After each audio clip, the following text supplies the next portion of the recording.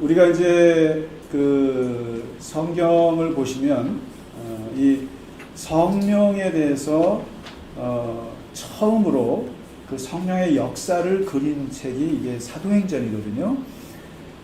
사실 우리가 신앙생활하면서 삼위일체 하나님을 믿는데 그 삼위일체 하나님 중에 제일 무시당하고 제일 이렇게 많은 기독교인들이 관심을 안 가진 부분이 성령 하나님이에요.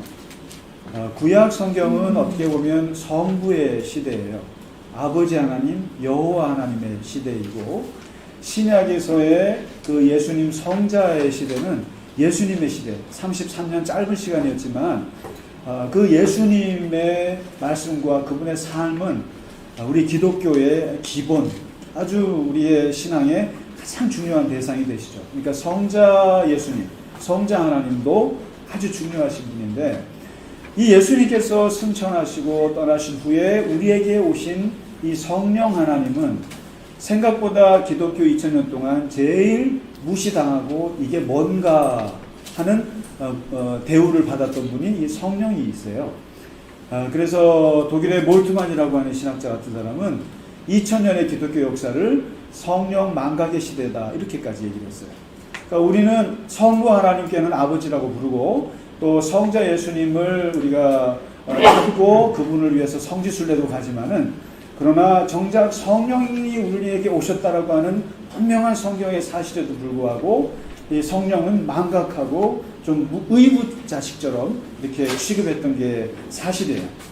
그런데 사실은 우리가 신앙생활에서 이렇게 예수님을 믿게 되는 것도 그렇고 또 하나님의 말씀을 깨닫게 되는 것도 그렇고 기도를 할 수 있는 것도 그렇고, 그리고 우리가 심지어는 거듭나서 천국에 가게 되는 것조차도 다 이 성령의 역사가 없이는 안 되는 거예요. 마치 성령은 공기 같아서 세상 모든 사람들이 무시하는 게 공기예요. 있긴 있는데 있으나 마나한 것처럼 생각해요. 그나마 요즘에 코로나 때문에 또 이 황사 때문에 마스크를 쓰면서 공기의 소중함을 좀 깨달아서 그렇지, 이 맑은 시대에서는 공기가 무시당합니다. 마찬가지로 성령님이 모든 걸 다 해주거든요. 우리의 영적인 호흡과 영적인 생명을 다 해주는 게 성령의 역사인데, 사실 우리는 거기에 대한 감사할 줄도 모르고 느낌이 없어요. 그런데 이제 영이 흐려지고 세상이 어두워지고 고난이 오고 환란이 와보면 성령의 역사가 얼마나 중요한지를 그때서야 아는 것처럼 이 성령은 그렇게 무시가 됐었어요. 그럴 수밖에 없는 게, 이 하나님의 성령은 구약에서 보면 어떻게 나오냐면은 그냥 하나님이 부리시는 신이에요. 그냥 하나님이 부리시는 신이 두 가지가 있었는데, 하나는 그러니까 하나님이 부리시는 신, 그 다음에 하나님이 부리시는 악신이 있었어요. 이 두 신, 이걸 성령, 영이라고. 그래서 하나님께서 사울을 귀신 들리게 할 때는 악신을 보내시고, 또 하나님께서 사람들에게 어떤 일을 하게 하시고 건축을 하게 하시고 어떤 큰 일을 하게 하실 때는 하나님의 신을 보내셔서 일을 이루세요. 그래서 이 두 가지 신을 가지고 하나님께서 역사를 하시는데, 이 신들은 우리에게 임하기도 하고 떠나기도 하세요. 그래서 제가 잘 표현합니다만은 출퇴근하세요. 영들이 하나님이 원하시면 출근하셔갖고 역사하셨다가 얘가 말 안 듣고 좀 이상하면은 퇴근하시는, 뭐 이런 게 하나님의 영이었다 이거예요. 그래서 창조 때 하나님께서 만물을 만드실 때 하나님의 영으로 하셨어요. 그래서 인간에게 뭐가 들어왔냐면은 흙덩어리 속에 하나님의 생기를 루아흐라고 하는 것을 넣는, 그게 영이에요. 그게 영인데 하나님의 영이 들어와서 우리가 사람이 됐는데, 이 모든 하나님의 역사는 하나님의 영으로 이루어진단 말이죠. 그런데 이 영이 아무에게나 임하지 않아요. 아무에게나 임할 수가 없었어요. 모세 같은 사람에게만 임했어요. 모세 같은 사람. 그러니까 영적으로 하나님 앞에 서 있는 사람에게만 임했는데, 모세에게만 하나님의 영이 임하니까 모세가 너무 답답한 거예요. 모든 걸 다 자기 혼자 해야 되니까. 아주 힘들어 죽을 지경이에요. 200만 명을 끌고 나갔는데 하나님이 자기에게만 얘기하니까. 그래서 하나님께 모세가 불평을 했어요. 이 많은 사람들을 언제 내 혼자 합니까? 그랬더니 하나님께서 그럼 70명의 장로를 세워라. 어떻게 해요? 그래, 내가 모월 모일에 어느 곳에 70명을 불러서 그 안에 집어넣어라. 그러면 그날 내가 너에게 준 영을 그들에게도 주리라. 이러거든요. 그랬더니 모월 모일을 어느 공간에 모이라고 했더니 68명만 온 거예요. 2명이 결석을 했어요. 그런데 그날 하나님의 영이 강림하는 날인데 68명에만 임한 게 아니라 그날 결석해서 딴 곳에서 딴짓을 하던 2사람까지도 영이 임했어요. 그걸 보고 여호수아가 반칙이라고 따진 거예요. 어떻게 이 구별된 장소에 구별된 시간에 와야지 그곳에 없는 2사람에게 어떻게 하나님의 영이 임할 수 있습니까? 하고 따지니까 모세가 유명한 말을 하잖아요. 네가 나를 시기하는구나. 나는 말이다. 하나님께서 그의 영을 모든 백성에게 주셔서 모든 백성들이 다 선지자가 됐으면 좋겠다. 여한이 없겠다. 하나님의 영을 나에게만 주지 마시고 모든 이스라엘 백성에게 줘서 그들이 다 하나님의 말씀을 깨닫고 하나님의 뜻을 깨닫고 하나님의 일을 할 수 있는 그런 선지자들이 다 됐으면 좋겠다. 이 말을 무려 3000년 전에 모세 입에서 한 말이에요. 있을 수 없는 말을 한 거예요. 어떻게 하나님의 영이 모든 사람에게 임할 수 있습니까? 근데 모세는 이때부터 꿈을 꾼 거예요. 하나님의 영이 나에게만 임하지 않았으면 좋겠다. 그래서 구약에서는 하나님의 영이 누구에게만 임합니까? 선지자들에게만 임했죠. 그 다음에 기름 부은 왕에게만 임했어요. 그 다음에 제사장들에게만 임했어요. 그래서 성령은 독점이 됐어요. 특정한 인물, 특정한 사람에게만 성령은 임했어요. 그리고 출퇴근했어요. 왔다 떠났습니다. 그런데 이미 모세가 출애굽할 때 이 꿈을 꾼 거예요. 이 하나님의 영을 모든 사람에게. 근데 이 꿈을 또 꾼 사람이 있어요. 구약에. 요엘이라고 하는 선지자가 이런 꿈을 꿨어요. 이 사람은 다른 것보다도 이 성령이 만민에게 임하는 꿈을 꾼 거예요. 그래서 요엘서에 보면은 내가 마지막 때에 만민에게 영을 부어주리니 누구에게요? 자녀들에게도 주고 늙은이 젊은이 남종 여종 할 것 없이 전부 다 부어주리라. 그때는 선지자만 예언하는 것이 아니고 젊은 애도 막 예언하고 마치 뭐 제사장만 무슨 환상을 보는 것이 아니라 늙은이들도 노인들도 환상을 보는 그런 일이 올 것이다 예언을 했어요. 그리고 이것이 예수님과 함께 오시면서 예수님께서 마지막 돌아가시기 직전에 마지막 설교에서 이 예언을 하셨어요. 보혜사 성령을 너희에게 보내줄 텐데 그는 또 다른 성령이겠습니다. 알로스 파라클레토스라는 이게 뭐냐면 똑같은데 다른 거예요. 이게 다르다는 말이 두 가지 용어가 있는데 똑같은데 다른 게 있고 다른데 다른 게 있어요. 똑같은데 다른 거를 알로스라고 그래요. 근데 다른데 다른 걸 헤테로스라고 해요. 헤테로스. 쉽게 말하면 거예요. 쌍둥이 같은 거예요. 쌍둥이는 뭐예요? 같은데 달라요. 그런데 남자와 여자는 어때요? 다른데 달라요. 그런데 예수님께서 약속하신 성령님은 같은데 다른 거예요. 뭐예요? 같은 거예요. 쌍둥이에요. 예수님이에요. 같은 어머니 뱃속에서 나온 거예요. 같은 성부 하나님으로부터 나온 예수님과 성령님은 같은 쌍둥이에요. 알로스 같아요. 그런데 달라요. 나는 육이고 그는 영이고. 그래서 영으로서 내가 오는데 그 안에 있는 내용은 똑같아. 내가 너에게 말한 거, 내가 너에게 가르친 하나님의 나라, 내가 너에게 가르친 모든 것을 그가 똑같이 얘기하는데 영으로 역사해서 지금은 내가 너에게 한 사람 한 사람 붙잡고 해야 되지만 이제 또 다른 보혜사는 모든 사람을 동시에 모든 공간에 역사할 수 있는 그런 보혜사가 너에게 올 것이다. 모세가 꿈꾸었던 만민의 영, 요엘이 꿈꾸었던 만민의 영, 이제 예수님이 말씀하시는 보혜사 만민의 영이 너에게 들어갔다. 나의 영이 들어간다. 이 얘기를 하시고는 떠나셨어요. 떠나실 때 그때 제자들이요. 오늘 본문에 보시면 1장에 보시면 승천하는 자리에서 있었던 대화예요. 거기서 예수님께서 승천하실 때 제자들은 너무 궁금한 거예요. 예수님이 부활하셨으니까 야 신났다. 근데 40일밖에 같이 안 계신 거예요. 근데 이제 떠나시는 거예요. 떠나시는데 제자들의 관심은 500명의 제자들의 관심은 아니 예수님 가시면 어떻게 합니까? 하나님 나라를 회복하셔야지.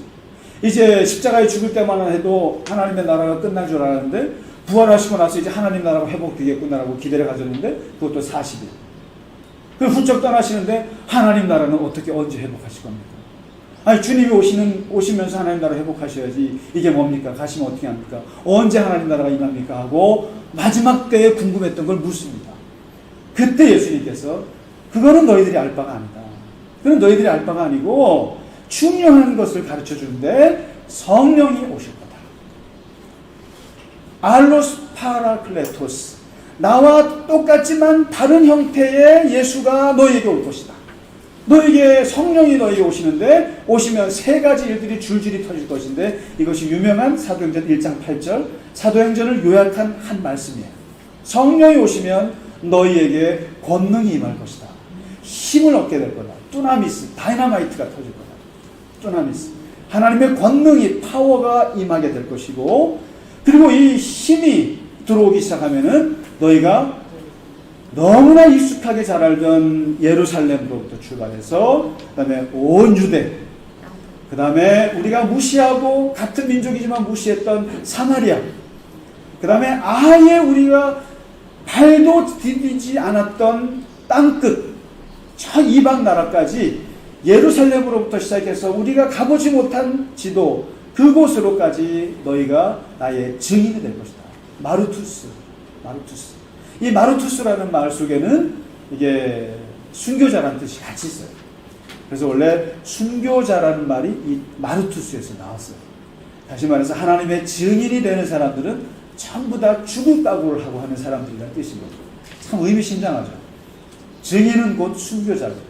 실제로 모든 하나님의 증인들은 다 죽었어요. 그것 때문에.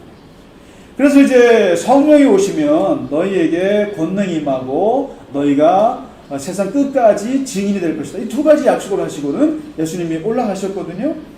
그리고 제자들이 너무 무서우니까 마가의 다락방에 들어가셔서 열심히 기도하지 않습니까? 열흘을 기도하는데 이제 예수님이 6월절에 돌아가셨죠.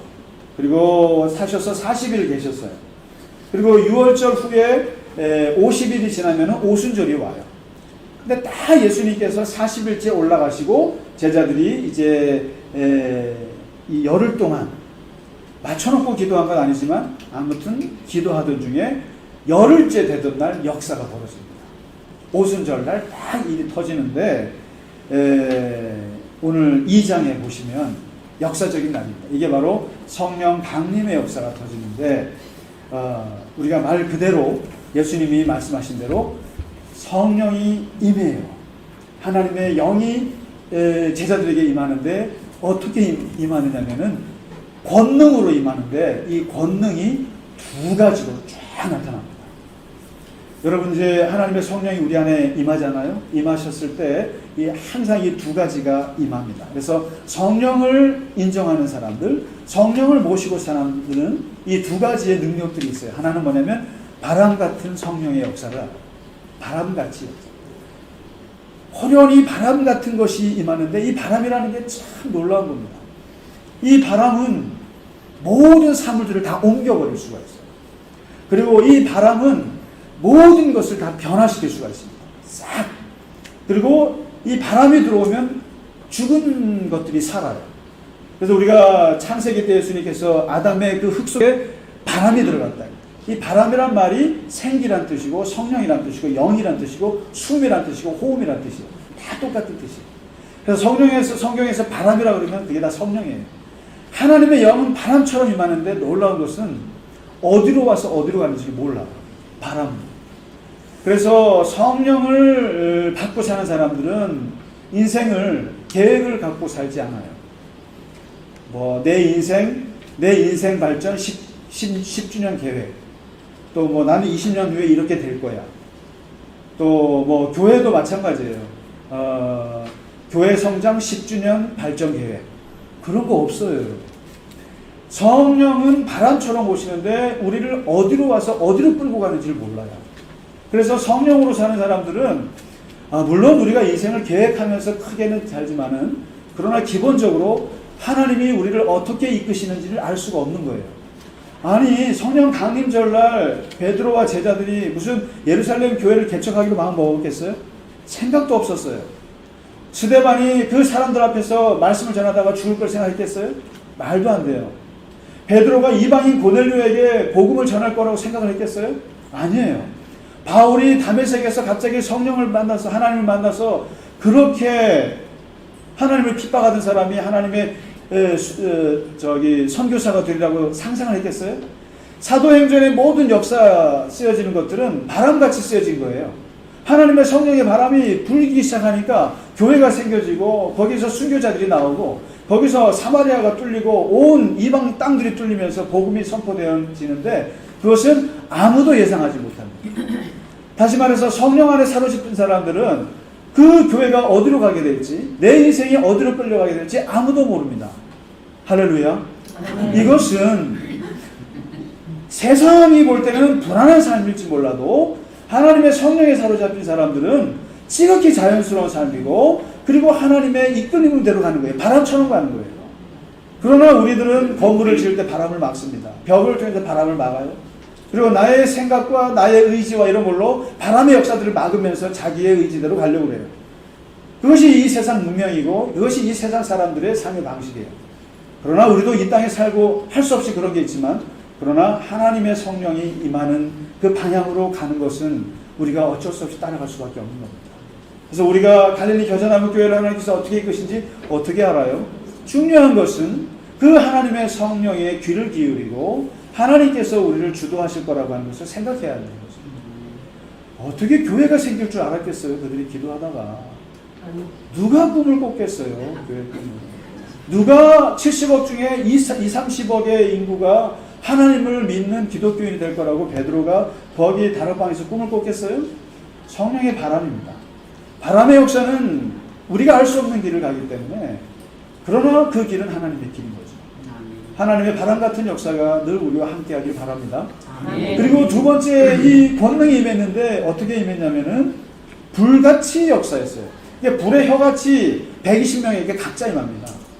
이게 놀랍습니다. 이게 불의 혀가 이렇게 했다는 거예요. 그냥 불의 혀가 한 덩어리가 확 임한 것이 아니라 불의 혀라고 하는 것이 뭐예요? 이 혀에 마치 뱀처럼 한 사람 한 사람 한 사람 이렇게 연결됐다는 거예요. 이 인격적 역사예요. 한꺼번에 통으로 임한 것이 아니라 각 사람에게 120개의 불의 혀 줄이 뻗었다라는 거예요. 이 불이라고 하는 것은 우리는 세례 요한은 이렇게 생각했어요. 예수님이 오시면 불에 세례를 줄 거다. 왜냐면 전부 다 싹 갈아엎을 거다. 이렇게 생각했어요.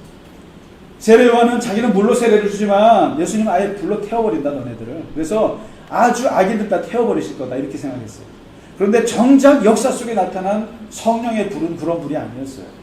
그런 불이 아니고 이 불은 열정의 불이에요. 열정의 불. 인투지애즘이라고 하는 용어가 여기에 나온 거예요.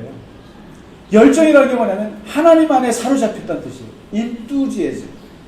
하나님 안에라는 뜻이에요. 하나님 안에 엔 뚜에즘 하나님. 하나님 안에 이 말이 열정으로 바뀌었는데 하나님 안에 있다는 얘기가 이게 성령에 사로잡혔다는 뜻이에요. 사람이 성령에 사로잡히면은 하나님 의식이 생겨요. 그리고 하나님에 대한 목적이 생겨요. 인생의 가치관이 하나님에게 맞춰지게 돼 있어요. 성령에 사로잡힌 사람들은. 그러면 그 사람들은 이 세상을 무의미하게 바라보다가도 갑자기 하나님이 내 안에 들어오시면은 이게 삶의 의미가 바뀌어요. 그래서 하나님을 위해서 살고 싶어요. 그래서 이것을 열정이라고 합니다. 열정이라고 하는 것은 하나님이 나를 사로잡혀서 끌고 가기 때문에 거기에 끌려지는 삶이라 사람이 지칠 줄을 모르는 거죠. 바로 이것은 불같은 열정을 말합니다. 그리고 동시에 하나님의 열정이 우리 안에 들어오면은 그러면 불필요한 것들을 태워버린다는 뜻이에요. 불필요한 것. 참 옛날에는 이것도 잡고 싶고 저것도 잡고 싶고 이것도 하고 싶고 저것도 하고 싶은데 성령이 불같이 임하면 불필요한 것들을 다 태워버려요. 그리고 살아야 할 것만 살아 있습니다. 이게 마치 모세가 보았던 바로 불꽃나무 체험이에요. 이 불꽃나무 체험이 뭡니까? 불은 불인데 타지 않아요. 타지 않습니다. 그러니까 주님의 성령이 우리한테 임했다는 얘기는 불처럼 임했다는 얘기는 하나님 나를 죽이는구나. 그게 아니에요. 하나도 죽지 않아요. 타지 않는데 하나님의 불꽃, 하나님을 향한 중심만 불타는 거죠. 그 열정. 그래서 바람같이 또 이 불같이 이 그냥 다락방에 각자에게 임한 거예요. 이 성령이 우리에게 임하신 줄 믿으시기 바랍니다. 아멘. 자꾸만 성령이 임했다 그러면 안 믿는 분들이 너무 많아요. 성령하고 나는 관심 없고 그것은 꼭 오순절 교회, 여의도 순복음 교회만 거기만 가야 성령이 있는 줄 알아요. 아니에요. 만일에 그래서 바울이 하도 답답해서 여러분에게 하신 말씀이 있어요. 왜냐면 성령으로 말미암지 않고는 예수를 주라고 신 못했어 너. 우리가 지금 성령을 주라고 고백하시잖아요. 성령의 역사예요. 성령이 우리에게 임하셨다고. 그리고 구약에서는 성령이 출퇴근하십니다. 근데 우리가 똑같이 그런 생각이 있어요. 기도 많이 할 때는 성령이 함께하고 계신 줄 알았어요. 교회 생활 열심히 하고 말씀 보고 기도하고 하나님 안에서 거룩한 이야기를 하고 선교하고 하나님 안에서 교제할 때는 우리에게 성령이 임하는구나. 그런데 우리가 내가 출근해서 세상에서 살고 세상 사람들하고 같이 살다가 막 욕도 하고 거짓말도 하고 할 때는 성령이 퇴근하고 계시는구나. 그래서 내가 죽을 때 교회 안에서 죽어야 천국 가겠구나. 내가 세상에서 죄를 짓다가 죽는 순간 나는 지옥 가겠구나. 이게 구약적인 성령 이해예요. 그런데 신약에서 예수님이 분명히 약속하신 것은 왜 서로 찌르세요? 분명히 예수님이 말씀하시는 보혜사 성령은 너희를 고아와 같이 버려두지 않고 내가 영원히 함께할 것이다 라는 말씀이에요. 네가 기도하는 중이건 너가 말씀 보는 중이건 너가 거룩하게 살건 아니면 세상에서 진짜 돈 벌기 위해서 좀 사기를 치고 있는 관계에 있더라도 성령은 너희를 떠나지 않고 함께 계실 거라는 거예요. 아멘. 떠나지 않습니다. 중요한 건 내가 자꾸만 의식적으로 떠나는 거죠. 내가 의식적으로 떠나는 것이지 하나님의 영은 항상 내 안에 같이 계신다는 약속이에요. 전혀 다른 성령을 우리에게 주셨는데 마지막으로 주신 선물이 있었어요. 이게 뭐냐면 방언입니다. 방언이에요. 이게 불같이 임했잖아요. 또 바람같이 임하는데 결과가 나타난데 뭐냐면 입이 다 뒤집어 버린 거죠. 입이 다 뒤집어져 갖고 막 얘기를 하는데 문제는 120명이 최소한 50개, 60개 국어를 다르게 하는 거예요. 우리가 방언하면은 그냥 뭐 코카콜라 뭐 사이다 이런 식으로 막 이 방언이 아주 사람들이 이 방언을 저질화 시켰어요. 특히 이런 면에서는 오순절 계통의 교회들이 좀 반성할 필요가 있어요. 그러니까 이 방언의 역사를 저도 옛날에 부흥회 때 보면 이런 말까지 있었으니까요. 방언 못 받은 사람들은 심지어는 개도 방언을 받는다고 그러면서 무시를 받았어요. 부흥회 때. 그래서 방언 못 받은 사람은 따로 몰고 가서 거기서 코카콜라를 반복시켜요. 마치 언어 교육원처럼 방언 받는 교육을 했다고요. 이렇게. 쉽게 말해서 하나님의 방언을 저급화시킨 건데 여기서 말하는 이 방언은 그런 방언이 아니에요. 하나님의 말씀을 증인을 시킨다고 그랬잖아요. 예수님께서. 증인을 만들어야 될 거 아니에요. 근데 증인이 뭐 해야 됩니다. 증인의 가장 중요한 게 뭐예요? 말이지 않습니까? 그래서 옛날에 증인의 말 안 받으면 사형당할 사람도 무죄로 풀려나는 거예요. 이 증인의 말이 제일 중요했어요. 그런데 이 증인에게 있어서는 제일 중요한 게 말인데 말을 잘해야 할 거 아니에요. 그래서 예수님께서 1장 8절에서 약속한 대로 성령 강림절 날 터진 게 바로 말의 언어의 은사가 터진 거예요. 그래서 이 언어는 여러분 그냥 샬라샬라 하는 게 아니에요. 남들 못 알아먹는. 그게 방언이 아니고 진짜 방언이라고 하는 것은 영어예요. 불어예요. 중국어예요. 라틴어예요. 네, 스와힐리어예요. 아프리카 말이에요. 그 다음에 뭐 저런 거예요. 스페니시 이런 거예요. 말이 진짜로. 그 당시에 그 주변에 해외 동포들이 엄청나게 몰려왔거든요. 해외 동포들은 이스라엘 말을 다 잊어버린 사람들이에요. 그리고 거의 한 300만 가까이, 몇십만 명 가까이 모여왔고 6월절 축제를 해야 되는 그때에 방언이 터졌다는 얘기 뭐예요? 히브리 말밖에 못하는 이 무식한 제자들에게 영어가 터져서 영어권에 온 사람들에게 십자가의 도를 전하는 거예요. 또 저 아프리카에서 온 사람들에게 스와힐리어를 하는 거예요. 유럽에서 온 사람에게 독일어를 해대는 거예요. 독일어로 뭐예요? 내용 똑같은 걸로. 십자가에 못 박힌 예수가 그리스도셔. 그분이 하나님의 아들이다. 그분이 부활하셨다. 이거를 전하는 거예요.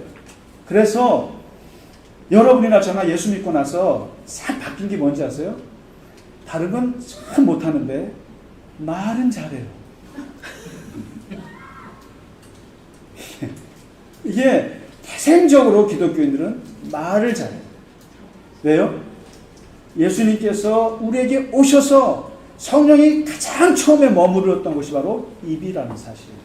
입이. 입으로 오셨어요. 입으로 오셔서 말을 튀어버렸어요. 대답해. 아니 베드로가 배운 게 뭐가 있습니까? 사람들이 얘기하잖아요. 그런데 이 사람이 3,000명을 회개하는 대단한 설교를 하죠. 그러니까 사람들이 이제 저 무식한 사람이 어떻게 저렇게 학문적으로 말을 잘하지? 그러잖아요. 왜요? 성령이 입으로 왔습니다. 그래서 우리가 정말 우리가 이제 그 세상 사람들이 예수 믿는 사람들 보고 욕하는 말이 참 예수 믿는 애들은 말은 잘해 그러잖아요. 말은 잘해. 행동은 뭐 같아도 말은 잘해 그러잖아요. 그게 말이라도 잘해야 돼요, 여러분. 말이라도 잘해. 근데 말을 잘하게 돼 있어요. 성령 안에 있는 사람들은 말을 잘하게 되어 있어요.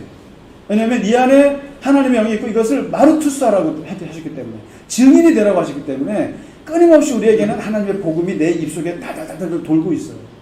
어딘가에서 말하고 싶어요. 근데 말을 못해 무서워서 진짜. 항상 우리 속에는 말을 잘하게 되어 있어요. 그래서 예수 믿는 사람들 전부 다 베드로도 말 잘해줬어요. 빌립 가서 말 잘했어요. 바울 그 말은 잘 못해도 글을 얼마나 잘 썼습니까? 스데반 그 유대인들 앞에서 기가 막히게 설교하다가 돌에 맞아 죽었어요. 다 마르투스 증인이 되기 위해서 하나님께서 입에 방언을 주셨습니다. 하나님의 이 성령이 우리 안에서 하나님의 열정으로 또 하나님의 바람으로 하나님의 불로 또 하나님의 언어로 우리에게 오신 줄 믿습니다. 아멘. 그래서 우리 모두가 하나님의 그 영을 가득 가지고 살고 있다는 것.